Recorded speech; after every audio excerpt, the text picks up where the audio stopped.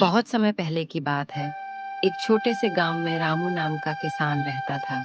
वह बहुत मेहनती और ईमानदार था। उसके पास थोड़ी सी जमीन थी, जिसे वह अपनी मेहनत से जोतता और फसल उगाता।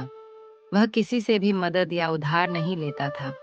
इस बार अच्छी बारिश हो जाए तो मेरी फसल अच्छी होगी। मैं अपने बेटे की पढ़ाई भी शुरू करवा सकूंगा। पर इस साल बारिश बहुत कम हुई। रामू की फसल सूख गई। उसे अपने खेतों को फिर से तैयार करने के लिए बीज और खाद की जरूरत थी। मजबूरी में वह गांव के लालची जमींदार लाला हरिशंकर के पास गया।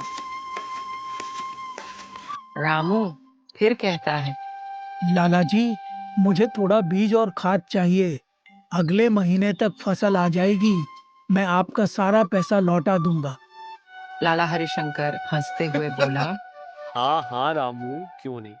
मैं दे दूंगा, लेकिन एक शर्त पर। अगर तुम मेरा कर्ज नहीं चुका पाए तो तुम्हारी जमीन मेरी हो जाएगी।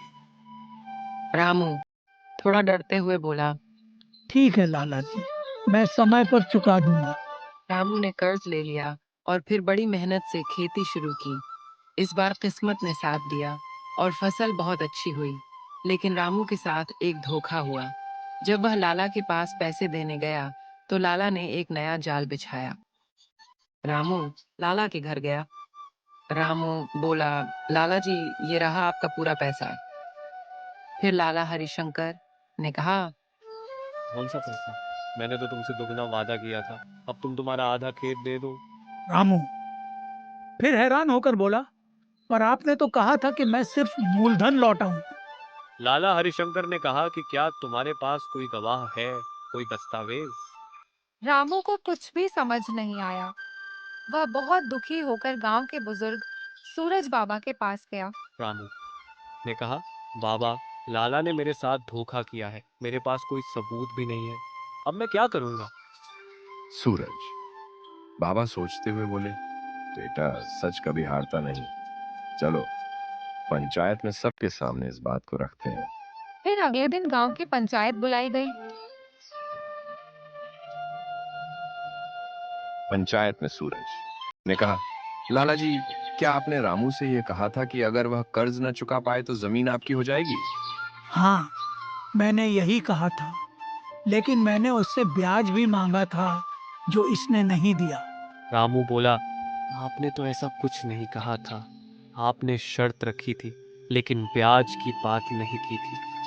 सूरज फिर से कहने लगा, क्या किसी और ने यह बातचीत सुनी थी? लाला हंसने लगा और कहा कि किसान और जमींदार के बीच की बात कोई क्यों सुनेगा बाबा, कोई गवाह नहीं है। सूरज मुस्कुराया और कहा, तो ठीक है लाला जी, अगर आप सच्चे हैं तो उस पेड़ के नीचे चलकर कसम खाइए कि आपने ब्याज मांगा था। लाला थोड़ी देर चुप रहा। वह जानता था कि झूठ बोलने पर गांव में उसकी इज्जत चली जाएगी। घबराते हुए लाला बोला कि ठीक है, नहीं, मैंने ब्याज की बात नहीं की थी। मैं अपनी गलती मानता हूँ। पूरा गांव चौंक गया, लेकिन सबने सूरज की बुद्धिमानी और रामू की ईमानदारी की तारीफ की। सुनो गांव वालों, आज हमने देखा कि झूठ चाहे जितना बड़ा हो, सच के सामने नहीं टिकता, और हमें ऐसे शरीफ लोगों की मदद करनी चाहिए। लाला ने रामू से माफी मांगी और अपना लालच छोड़ने का वादा किया। मैं चाहता हूं कि मेरे साथ जो हुआ वो किसी और के साथ ना हो।